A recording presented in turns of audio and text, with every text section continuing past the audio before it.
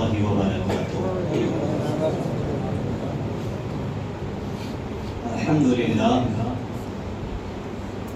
لله رب العالمين، والصلاة والسلام على من كان نبيا وآدم بين الماء والطين،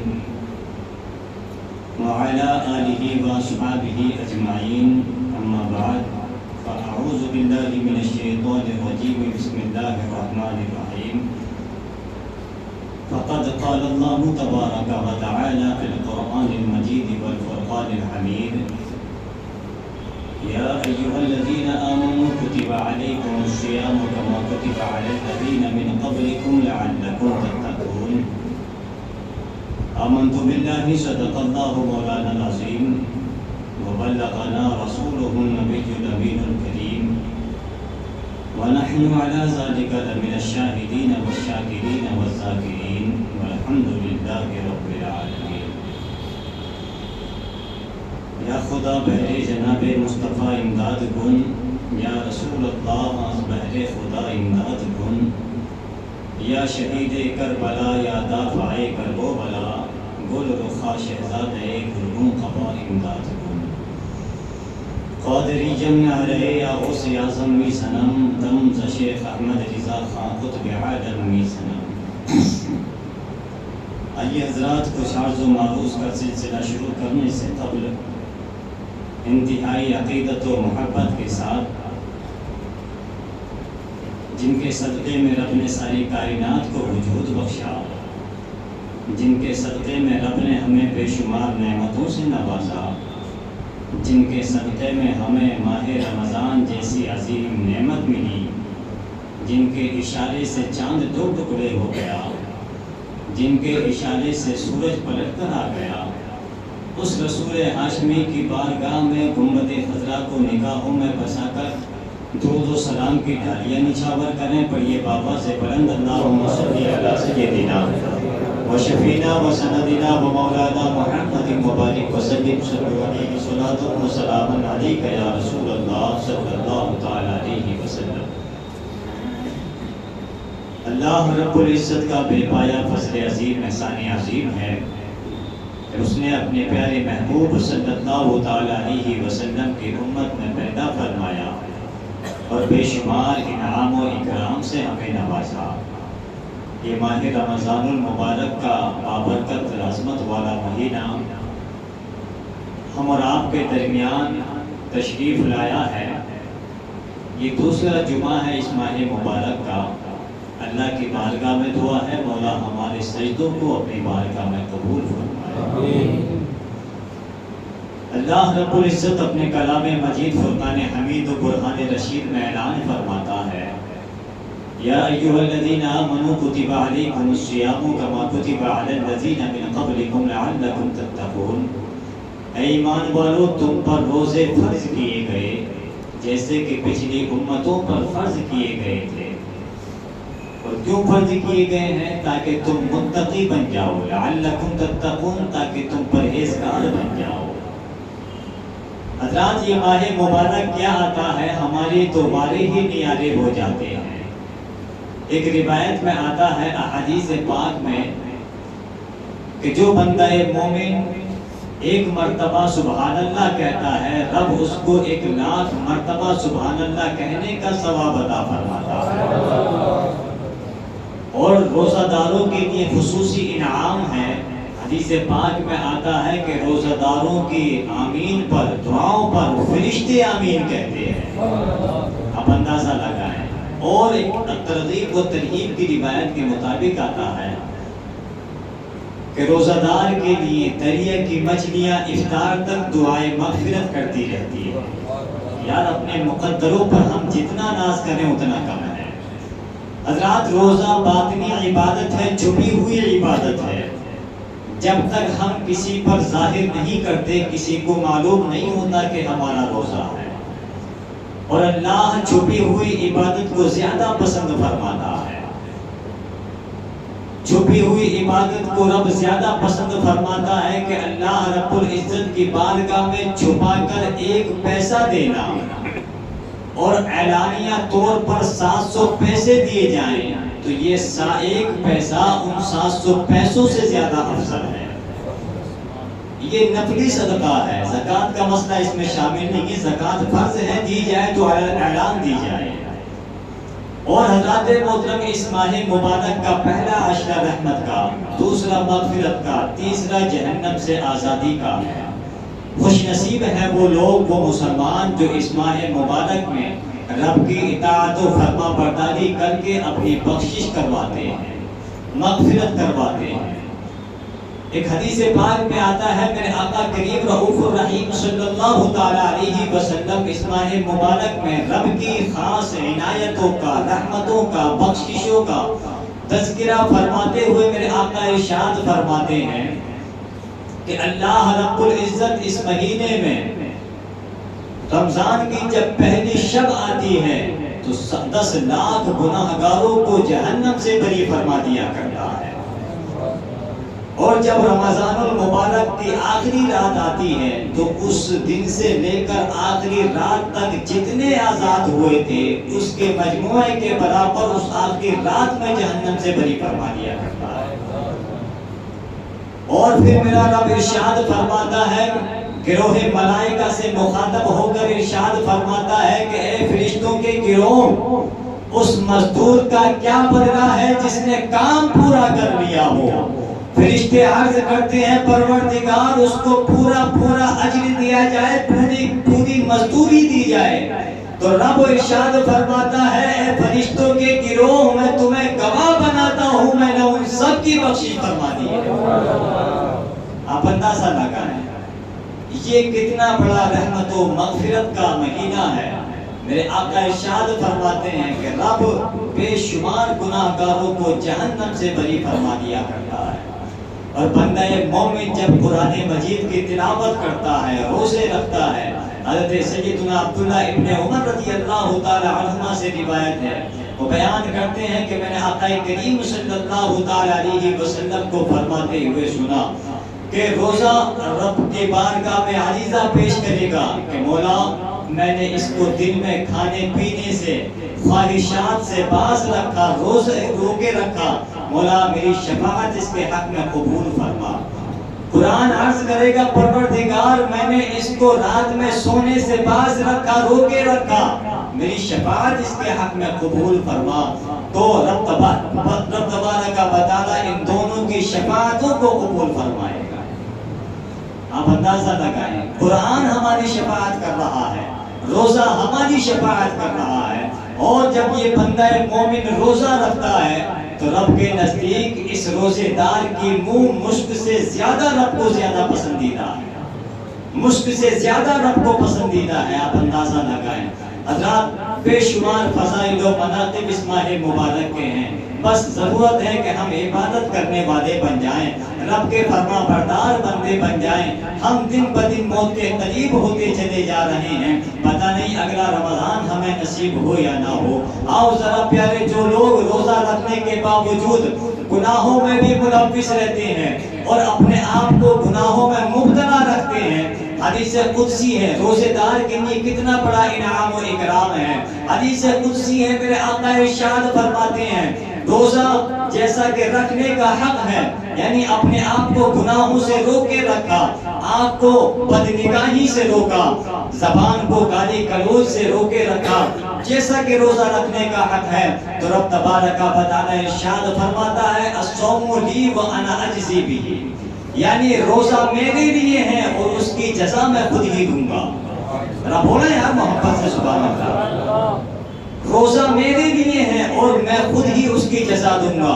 اور ذرا پیارے آگے بڑھیے، دیگر محدثین نے تفسیر نعیمی وغیرہ میں انا اجزا بہی بھی پڑھا ہے، یعنی روزہ دار روزہ رکھ کر بذات خود رب تبارک و تعالی کو ہی حاصل کر لیا کرتا ہے۔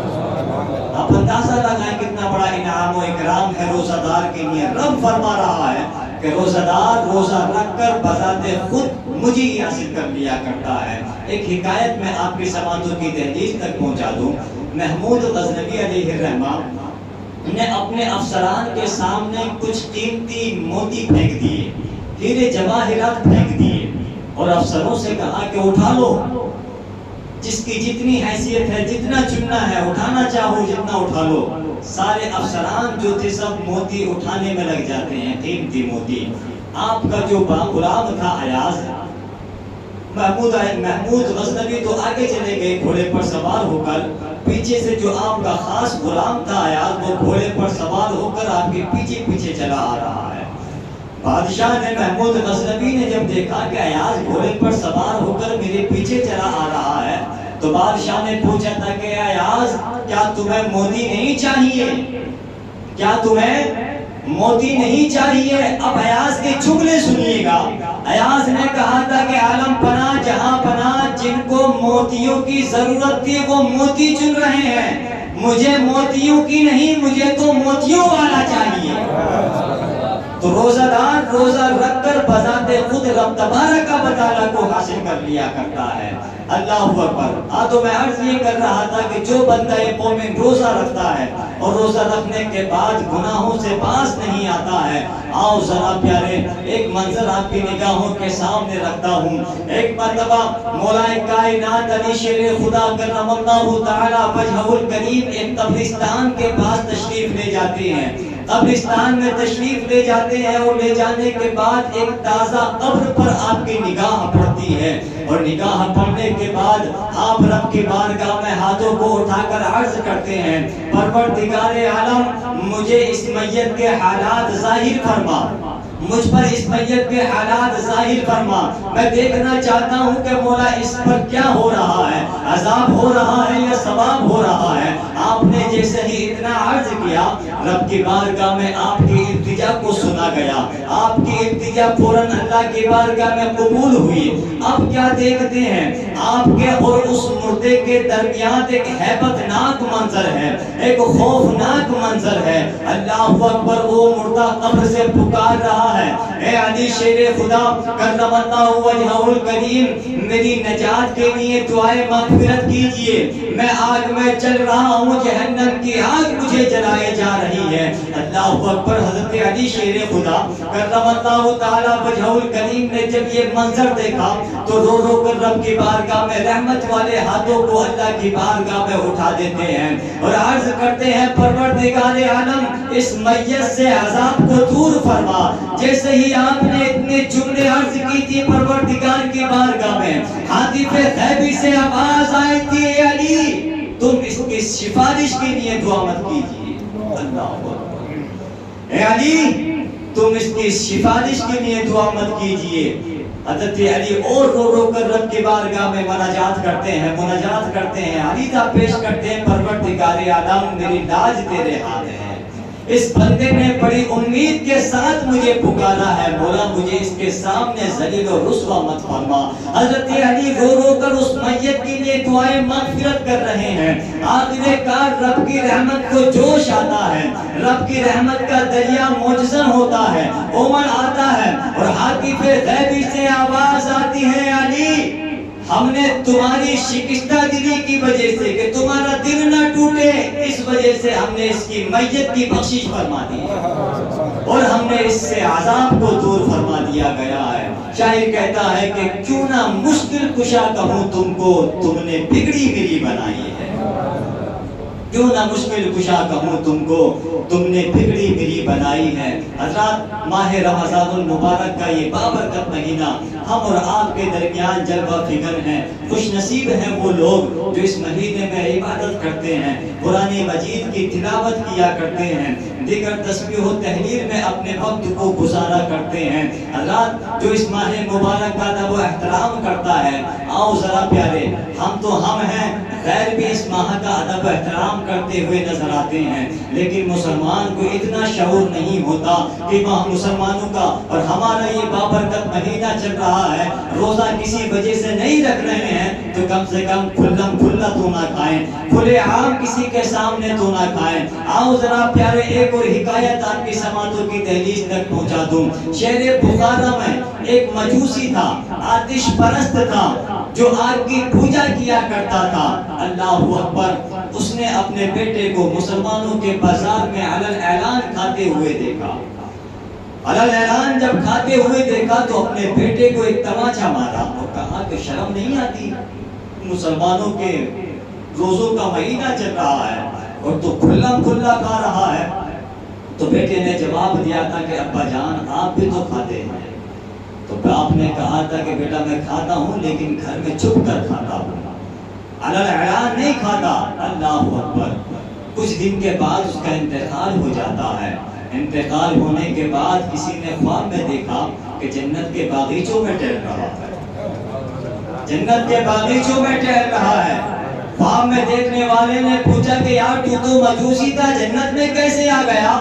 تو اس مجوسی کے جملے سنیے. مجوسی نے کہا تھا کہ بے شک میں مجوسی تھا, آگ کا پجاری تھا, آگ کی پوجا کیا کرتا تھا, لیکن ماہ رمضان المبارک کے ادب و احترام کرنے کی برکت سے رب نے مرنے سے پہلے ایمان کی دولت سے سرفراز فرما دیا اور بعد مرنے کے مجھے جنت داخل فرما دیا.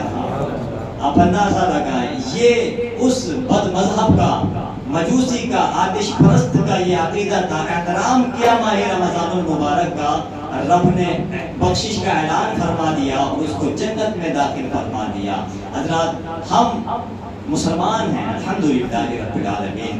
آقا کریم صلی اللہ علیہ وسلم کے امتی اور ان کے غلام ہیں. ہم دعویٰ کرتے ہیں نبی کا دعویٰ نہیں چھوڑیں گے, لیکن دعوے کے لیے دلیل کی بھی ضرورت ہوا کرتی ہے. پیارے کسی نے پوچھ لیا کہ تم نبی سے عشق کرتے ہو, دلیل کیا ہے؟ کیونکہ نبی سے جو محبت کرتا ہے نبی کے فرامین پر بھی عمل کیا کرتا ہے, نبی کے ارشادات و فرمودات پر بھی عمل کیا کرتا ہے. آج حضرات جس طریقے سے ہم نے اپنی مسجدوں کو آباد کر کے رکھ رکھا ہے, دیگر مہینوں میں بھی اگر ہم اسی طریقے سے اپنی مسجدوں کو آباد کرتے رہے تو میں دعوے سے کہہ سکتا ہوں تو قسم خدا کی یہ مسجدوں تو کیا روڈ بھی ہمارے لیے کم پڑ سکتے ہیں. لیکن پیارے کے نبی کے تم پہلے ہم سچے وفادار تو بن جائیں, نبی کے سچے عاشق تو بن جائیں. آؤ ذرا ایک حکایت آپ کی سماعتوں کی دہلیز تک پہنچا دوں. میرے آقا کریم صلی اللہ تعالی علیہ وسلم کا در مصطفیٰ ہے, در مبارک ہے. ایک صحابی رسول آتے ہیں اور آنے کے بعد عرض کرتے ہیں ہلکت یا رسول اللہ, میں ہلاک ہو گیا یا رسول اللہ. اب یہاں سے ہمیں یہ بھی پتہ چلتا ہے کہ صحابہ مشکل کے وقت میں آقا کو پکارا کرتے تھے. ہمارا عقیدہ ہے کہ ہم مصیبت کے وقت میں آقا کو پکارا کرتے تھے, صحابہ پکارا کرتے تھے. تو یہ ہمیں درس ملا ہے کہ اے میرے غلاموں, جب بھی تمہیں کوئی پریشانی ہو, مصیبت میں مبتلا ہو تو میرے نام کا ورد کر دیا کرو. تو صحابی رسول آ کر عرض کرتے ہیں یا رسول اللہ میں ہلاک ہو گیا, میں برباد ہو گیا. میرے آقا نے ارشاد فرمایا میرے غلام کیا ہو گیا جو تم ہلاک ہو گئے, برباد ہو گئے؟ صحابی رسول عرض کرتے ہیں یا رسول اللہ روزہ رکھا تھا توڑ بیٹھا ہوں, روزہ رکھا تھا توڑ بیٹھا ہوں. میرے آقا نے ارشاد فرمایا تم نے اللہ کو ناراض کیا ہے, جاؤ 60 روزے لگاتار رکھ لو, تمہارا رب تم سے راضی ہو جائے گا, تمہارا کفارہ بھی ادا ہو جائے گا. صحابی رسول عرض کرتے ہیں یا رسول اللہ ایک تو پورا نہ کر سکا, 60 کہاں سے رکھوں گا؟ میرے آقا نے ارشاد فرمایا جاؤ 60 مسکینوں کو کھانا کھلا دو, تمہارا کفارہ ادا ہو جائے گا, تمہارا رب بھی تم سے راضی ہو جائے گا. صحابی رسول عرض کرتے ہیں یا رسول اللہ میرے پاس اتنی وسعت نہیں ہے, حیثیت نہیں ہے, کیپیسٹی نہیں ہے کہ میں 60 مسکینوں کو کھانا کھلا سکوں. میرے آقا نے ارشاد فرمایا جاؤ جا کر یہ غلام آزاد کر دو, تمہارا کفارہ ادا ہو جائے گا, تمہارا رب بھی تم سے راضی ہو جائے گا. اللہ اکبر. میرے آقا کی بارگاہ میں یہ عرض کر دیتے ہیں, میرے آقا مسئلہ بیان فرما دیتے ہیں کہ جاؤ 60 مسکینوں کو کھانا کھلا دو, 60 روزے لگاتار رکھ لو, یہ غلام آزاد کر دو, تمہارا کفارہ ادا ہو جائے گا, تمہارا رب بھی تم سے راضی ہو جائے گا. صحابی رسول کا عقیدہ دیکھو یار. صحابی رسول عرض کرتے ہیں یا رسول اللہ رب نے آپ کو ساری کائنات کے لیے رحمت بنا کر بھیجا ہے, رب نے آپ کو ساری کائنات کے لیے رحمت للعالمین بنا کر بھیجا ہے. آقا رب کا فرمان عالی شان ہے اِنَّا أَعْطَيْنَاكَ الْكَوْثَرَ, آقا رب کا فرمان عالی شان ہے اِنَّ رحمت اللہ قریب من المحسنین. آقا رب کا فرمان عالی شان ہے وَكَانَ فَضْلُ اللَّهِ عَلَيْكَ عَظِيمًا. میرے آقا نے ارشاد فرمایا کہ ایک جانب بیٹھ جاؤ. وہ صحابی رسول ایک جانب بیٹھ جاتے ہیں. کچھ دیر گزری تھی, ایک دوسرے صحابی رسول آتے ہیں, کھجوروں کا ٹوکری دے کر آقا کی بارگاہ میں پیش فرماتے ہیں. میرے آقا نے قبول فرما لیا. قبول فرمانے کے بعد ان پہلے والے صحابی کو بلایا کہ کہاں گئے وہ مسئلہ پوچھنے والے. ان کو بلایا اور بلانے کے بعد ارشاد فرمایا تھا کہ یہ ٹوکری کھجور کی لے جاؤ, مدینے کے غریبوں میں بانٹ دو, تمہارا کفارہ ادا ہو جائے گا, تمہارا رب بھی تم سے راضی ہو جائے گا. تو صحابی رسول کے جملے سنو. صحابی رسول عرض کرتے ہیں یا رسول اللہ, مدینے کی پاک بستی میں مجھ سے زیادہ قریب بھی کوئی نہیں ہے. اب قربان جاؤ دینے والے پر بھی اور لینے والے پر بھی. میرے آقا نے ارشاد فرمایا اے میرے غلام, یہ کھجوروں کی ٹوکری گھر لے جا, خود کھا لے, اپنے بچوں کو کھلا دے, تیرا کفارہ ادا ہو جائے گا, تیرا رب بھی تجھ سے راضی ہو جائے گا. اسی لیے شاعر کہتا ہے کہ جہاں بانی عطا کر دے, بھری جنت ہبا کر دے, نبی مختار کل ہے جس, نبی مختار کل ہے جس کو جو چاہے عطا کر دے. تو یہ میرے نبی کا مقام. پاور دیکھیے, رب نے اپنے محبوب کو ساری کائنات کا مالک و مختار بنا کر بھیجا ہے. لوگ تو کرٹیسائز میں مر گئے. میرے نبی کی شان کا کوئی بھی نہ رکھ سکا, نہ کوئی احاطہ کر سکا. میرے آقا کی شان لا محدود ہے. میرے بزرگوں اور دوستوں, عرض کرنا مقصد یہی ہے, روزہ دار کے لیے دو خوشخبریاں ہیں. ایک افطار کے وقت کہ رب تبارک و تعالیٰ اس کی دعا کو قبول فرماتا ہے. روزہ دار کے لیے افطار کے وقت رب تبارک و تعالیٰ اس کی دعا کو قبول فرماتا ہے, رد نہیں فرماتا. اب دعا کے بھی تین پہلو ہوتے ہیں. کبھی کبھی تو جلدی قبول ہو جاتی ہے, کبھی کبھی دیر سے اس کا ثمرہ ہمیں نظر آتا ہے, اور وہ رد بھی نہیں ہوتی ہے, آخرت کے لیے جمع کر کے رکھی جاتی ہے.